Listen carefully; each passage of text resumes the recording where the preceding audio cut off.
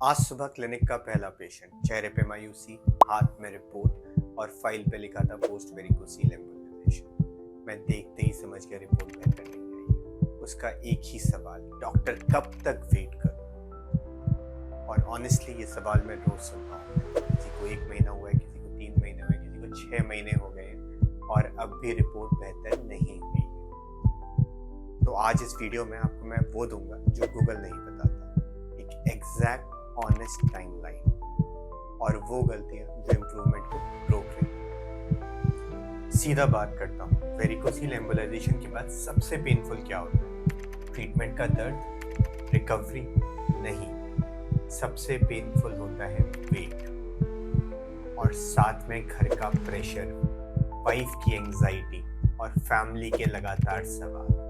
और उसके बाद गूगल बाबा का ज्ञान और हमारे कॉमन सवाल। पहला सवाल, वेरिकोसील सर्जरी के बाद स्पर्म काउंट कब बढ़ेगा?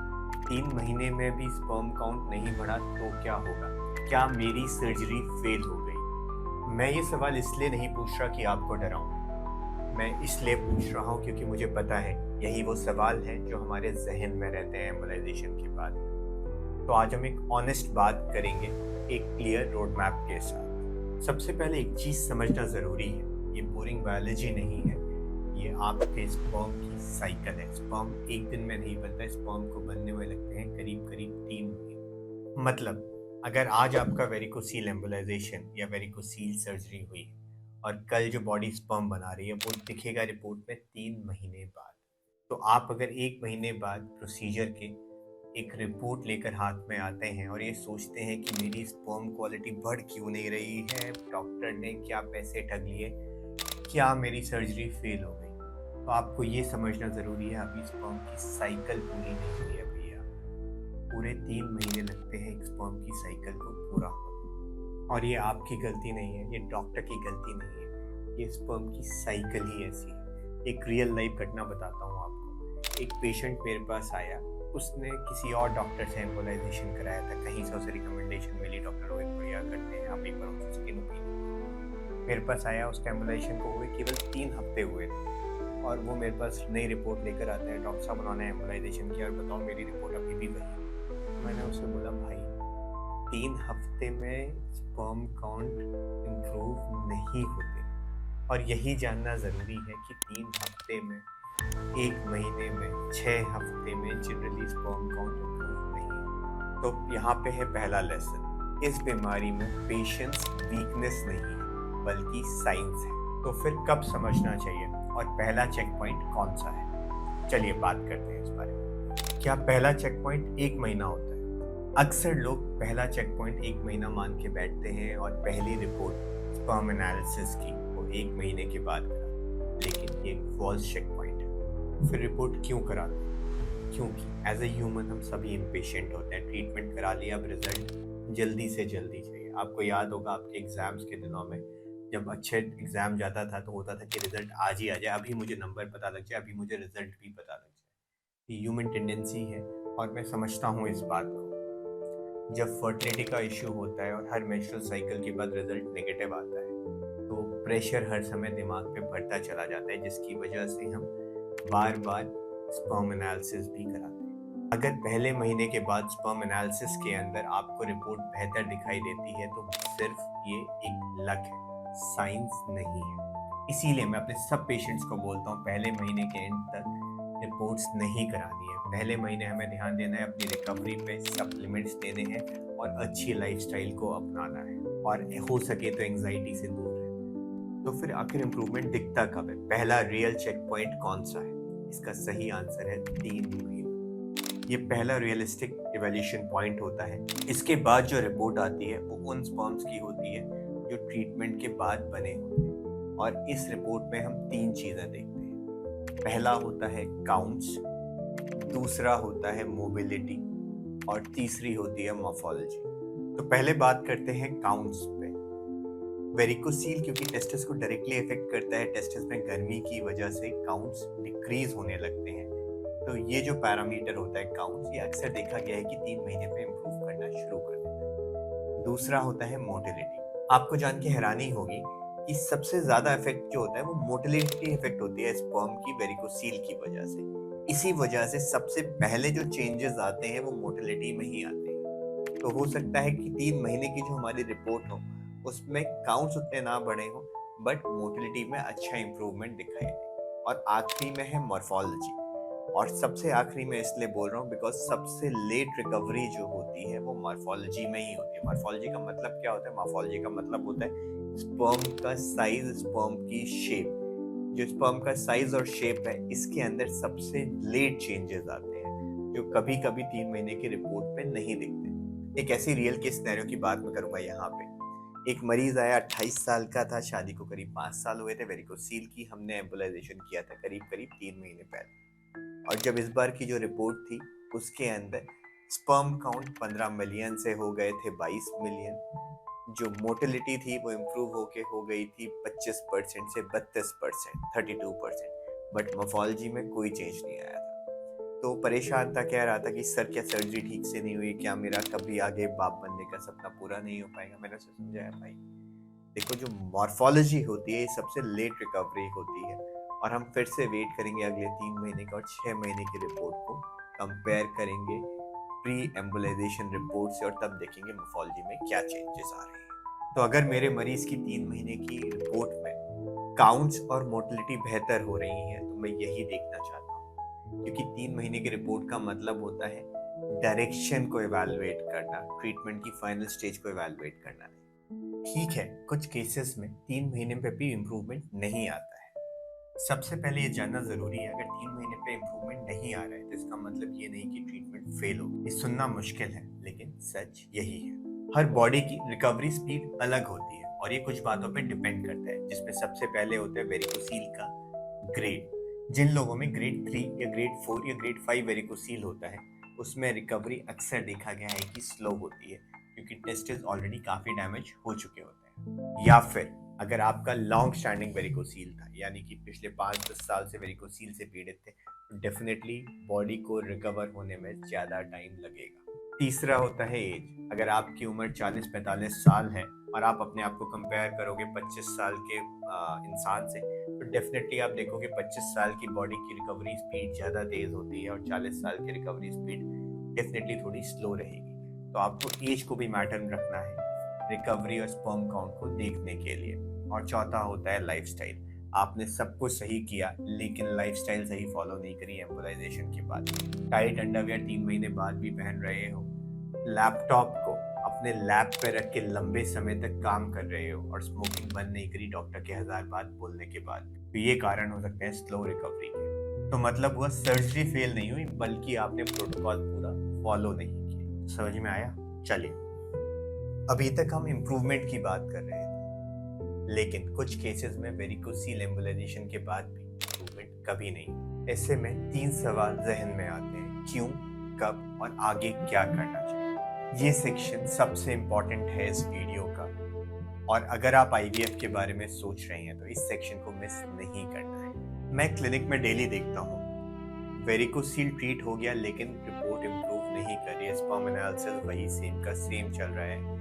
और जब डिटेल में पूछता हूँ तो वही एक स्टोरी मिलती है। पहली, स्मोकिंग। वेरिकोसील से पहले, वेरिकोसील के बाद भी स्मोकिंग बंद नहीं की। सर मैंने एम्बोलाइजेशन करा लिया, अब स्मोकिंग तो कर सकता हूँ ना? तो आप मान के चलिए ये ऐसी बाल्टी में पानी डालना हुआ जिसके अंदर ऑलरेडी छेद है। स्मोकिंग, निकोटीन आपके स्पर्म क्वालिटी को डायरेक्टली अफेक्ट करते हैं। तो अगर आपने एक फैक्टर को ठीक किया है बट दूसरे एक और फैक्टर को अपनी ज़िंदगी में ऐड कर दिया है, तो वेरिकोसील के बाद, एम्बोलाइजेशन के बाद रिकवरी एक्सट्रीमली स्लो हो सकती है और ऐसा भी हो सकता है कि स्पर्म क्वालिटी इंप्रूव नहीं करे। दूसरा आता है हीट एक्सपोजर। आपने सुना होगा पुराने ज़माने में लोग बोलते थे कि टाइट अंडरवेयर मत पहनो, लैपटॉप को लैप पे रख के मत बैठो और हॉट बाथ अवॉइड करो, डायरेक्टली हॉट बाथ या गर्म पानी अपने टेस्टिकुलर एरिया में मत डालो। तो ये सारी चीज़ें सर्जरी के बाद भी, एम्बोलाइजेशन के बाद भी सच है। अगर आप वेरिकोसील एम्बोलाइजेशन करा चुके हैं तो उसके बाद में भी आपको हीट एक्सपोजर कम रखना है। और अगर आप ये हैबिट्स फॉलो नहीं कर रहे हो या इन खराब हैबिट्स को फॉलो कर रहे हो, तो इसको आप ऐसे समझ सकते हो कि आपने एक प्रॉब्लम तो फिक्स की बट दूसरी जगह से नई प्रॉब्लम को गोद ले लिया। तीसरा आता है सप्लीमेंट्स। डॉक्टर ने प्रिस्क्राइब किए थे antioxidants, coenzyme Q10, vitamin C और जिंक, और आपने नहीं लिए, और लिए बट हफ्ते भर लेकर भूल गए या 15 दिन लेकर भूल गए। तो आपको ये जानना ज़रूरी है कि सप्लीमेंट्स ऐसे काम नहीं करते। सप्लीमेंट्स स्लोली डीएनए को रिकवर करने में मदद करते हैं और इनको रेगुलरली लेना पड़ता है, कम से कम 3 से 6 महीने। अगर आप 3 से 6 महीने लगातार लेते हो तो जाके थोड़ा सा इम्प्रूवमेंट दिखाई देता है। तो अगर डॉक्टर ने प्रिस्क्राइब किया आपको सप्लीमेंट्स तो उनको रेगुलरली लेना है। चौथी और सबसे कॉमन गलती जो इंडिया में अक्सर मैक्सिमम लोग करते हैं वो है फॉलोअप स्किप करना। आपने ट्रीटमेंट तो करा लिया बट उसके बाद दोबारा डॉक्टर से जाके मिले ही नहीं, और डॉक्टर से कब मिलते हैं? साल, 1.5 साल, 2 साल बाद, कि सर अभी भी मेरी रिपोर्ट इम्प्रूव नहीं हुई है। तो ये करना सबसे गलत है, क्योंकि अगर आपकी रिपोर्ट इम्प्रूव नहीं हो रही है तो डॉक्टर हो सकता है कुछ सप्लीमेंट्स ऐड करें, कुछ मेडिकेशंस ऐड करें या फिर कुछ और प्रिकॉशंस बताएं, और जिसके बाद रीइवैल्यूएट करें कि इम्प्रूवमेंट आ रहा है या नहीं आ रहा। एक गलती जो स्पेसिफिकली उन कपल्स के लिए है जो आईवीएफ के बारे में सोच रहे हैं, और सबसे कॉमन सवाल उनका कि आईवीएफ कब करें वेरिकोसील एम्बोलाइजेशन के बारे में। मैं आपको बहुत क्लियर शब्दों में 3 सिनेरियोज बताऊंगा और आपको सारा कंफ्यूजन दूर हो जाएगा। पहला, अगर वाइफ की उम्र 30-32 साल के अराउंड है तो कोशिश करना है कि एम्बोलाइजेशन के बाद में 3 महीने वेट करें। दूसरा सिनेरियो, अगर वाइफ की उम्र 35 साल से ऊपर की है और लो रिजर्व है, यानी कि एग रिजर्व लो है, तो ऐसे में एम्बोलाइजेशन के बाद भी वेट करना सही नहीं है, क्योंकि हर साइकिल इम्पॉर्टेंट है। तीसरा सिनेरियो, अगर पहले आप आईवीएफ कराने का अटेम्प्ट ले चुके हैं और आईवीएफ फेल हो गया है, तो ऐसे में 3 महीने से ज़्यादा वेट करना एक समझदारी वाली स्टेप है। तो इसमें एज का फर्क नहीं आता, और इन सिनेरियोज में हमें डिसीजन डॉक्टर के साथ मिल के लेना है कि एम्बोलाइजेशन के बाद आईवीएफ कब कराना है, कितने महीने बाद कराना है, और अपने पैरामीटर्स लेकर जाने हैं, जैसे वाइफ की एज, एएमएच लेवल्स और स्पर्म की रिपोर्ट। और इन्हीं जगहों पे जेनरिक एडवाइस डेंजरस होती है, तो आपको स्पेसिफिक एडवाइस चाहिए आपके केस सिनेरियोज के हिसाब से। अब बात करते हैं एक रियलिस्टिक मॉडल के बारे में जो आपको बचाएगा एंजाइटी से, प्रेशर से और फैमिली के उभरते क्वेश्चन से। एक सिंपल फ्रेमवर्क दे देता हूँ आपको, आप चाहो तो इसका एक स्क्रीनशॉट भी ले सकते हो। ट्रीटमेंट के बाद पहले 3 महीने किन चीज़ों पे ध्यान रखना है? लाइफस्टाइल पे और अच्छे खाने पे, यानी सप्लीमेंट्स पे। आफ्टर 3 मंथ्स पहली सीमेन एनालिसिस की रिपोर्ट देखनी है। अगर इम्प्रूवमेंट आता है या सही डायरेक्शन है उसे कंटिन्यू करना है। अगर कोई इम्प्रूवमेंट नहीं आता है तो डॉक्टर से एक डिटेल्ड रिव्यू और डिटेल्ड डिस्कशन लेना ज़रूरी है। 6 महीने के बाद की जो रिपोर्ट है ये हमारा मेजर चेक पॉइंट होता है। यहाँ पे हमें देखना है कि रिपोर्ट कितनी इम्प्रूव हुई है, और ये वो विंडो है जहाँ से हमारा नेचुरल कंसेप्शन का विंडो शुरू हो जाता है, और इसी विंडो में हमें आईवीएफ का भी ट्राई करना है।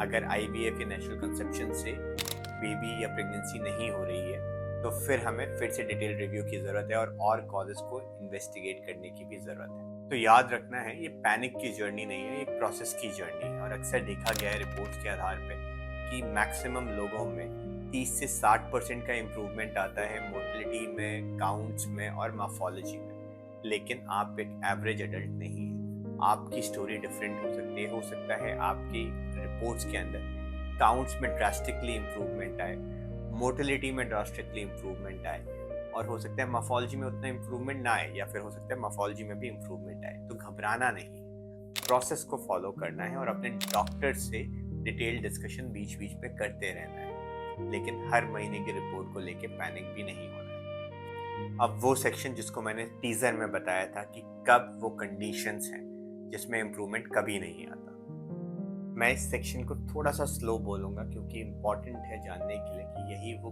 केसेस हैं जिसके अंदर सबसे ज़्यादा डर लगता है, और यही वो पेशेंट्स होते हैं जो रियलिटी को इग्नोर करते हैं और कभी कभी मेंटल हेल्थ प्रॉब्लम से भी जूझने लगते हैं। मल्टीफैक्टोरियल कारण होते हैं जिनकी वजहों से वेरिकोसील एम्बोलाइजेशन या वेरिकोसील ट्रीटमेंट के बाद भी हमारी स्पर्म क्वालिटी और क्वांटिटी इम्प्रूव नहीं होती है, और इसमें सबसे कॉमन कॉज होता है सीवियर टेस्टिकुलर एट्रोफी, यानी कि आपको long standing high grade varicocele था जिसकी वजह से आपकी टेस्टिस परमानेंटली डैमेज हो गई। तो ट्रीटमेंट के बाद में डेफिनेटली आगे का डैमेज तो रुकेगा, बट बहुत बार जो ऑलरेडी डैमेज हो चुका है वो रिकवर्ड नहीं। दूसरा कारण होता है जेनेटिक फैक्टर्स। कुछ लोगों में जेनेटिक डिजीजेस होते हैं जैसे वाई क्रोमोसोम माइक्रो डिलीशन, जिसके अंदर इवन आफ्टर वेरिकोसील ट्रीटमेंट हमारा स्पर्म क्वालिटी और क्वांटिटी इंप्रूव नहीं होती, क्योंकि जेनेटिकली आपके अंदर उस हार्मोन की कमी है जिसकी वजह से आपका सीमेन इंप्रूव हो सके। कुछ केसेस में कुछ मल्टीफैक्टोरियल कारण होते हैं, जैसे हमने एक ही तरफ का ट्रीटमेंट कराया बट था हमारा बायलैटरल वेरिकोसील, या फिर ऑब्स्ट्रक्टिव पैथोलॉजी थी, या फिर हार्मोनल इम्बैलेंस था। तो इन केसेस में भी देखा गया है कि वेरिकोसील एम्बुलाइजेशन के बाद में भी हमारी सीमेन क्वालिटी इंप्रूव नहीं हुई। तो क्या करें? तो अगर आप 6 से 9 महीने बाद में भी वेरिकोसील एम्बुलाइजेशन के स्पर्म क्वालिटी में इंप्रूवमेंट नहीं देख रहे, आपकी सीमेन एनालिसिस की रिपोर्ट इंप्रूव नहीं हो रही, ऐसे में आपको ज़रूरत है एडवांस्ड इवैल्यूएशन ऑप्शंस की। ऐसा नहीं है कि ऑप्शंस एग्जिस्ट नहीं करते, ऑप्शन एग्जिस्ट करते हैं, बस डायरेक्शन चेंज हो जाती है। कुछ केसेस में सर्जिकल स्पर्म रिट्रीवल के ऑप्शंस भी होते हैं जिसके साथ आपका आईवीएफ पॉसिबल। चलो आखिरी के 10 सेकंड में जल्दी से रैप अप कर लेते हैं। पहले हमने समझा स्पर्म की बायोलॉजी और साइकिल को, फिर हमने समझा कौन से हमारे रियल चेक पॉइंट्स हैं। क्या 1 महीना? नहीं, 3 महीना है पहला चेक पॉइंट और 6 महीने है एक्चुअल चेक पॉइंट। फिर हमने समझा कि इम्प्रूवमेंट नहीं होने के क्या कारण होते हैं, क्या लाइफस्टाइल चेंजेस हैं और क्या सप्लीमेंट्स लेने हैं। फिर जानते हैं कि आईवीएफ के साथ वेरिकोसील एम्बुलाइजेशन की टाइमिंग को कैसे रखना है, और जिन केसेस में 6 महीने बाद भी आपका स्पर्म या सीमेन एनालिसिस की रिपोर्ट इंप्रूव नहीं होती, उन केसेस के अंदर हमें होप नहीं छोड़नी है, बस डायरेक्शन को चेंज करना है, एडवांस्ड इवैल्यूएशंस कराने हैं और अपने डॉक्टर से लगातार संपर्क करें। धन्यवाद। इस वीडियो को देखने के बाद आपके जहन में कोई भी और सवाल है, वेरिकोसील एम्बुलाइजेशन के बाद में क्या टिप्स रहती हैं, क्या ट्रिक्स रहती हैं और कब स्पर्म क्वालिटी इंप्रूव नहीं होती है, तो आप हमें कमेंट सेक्शन में ज़रूर पूछें और इस चैनल को देखते रहिए, क्योंकि अगला वीडियो हम बनाएंगे कौन से वो सप्लीमेंट्स हैं जो वेरिकोसील एम्बुलाइजेशन के बाद स्पर्म क्वालिटी को बढ़ाने में मदद करते हैं, और कौन से वो कॉस्टली सप्लीमेंट हैं जो बिल्कुल मदद नहीं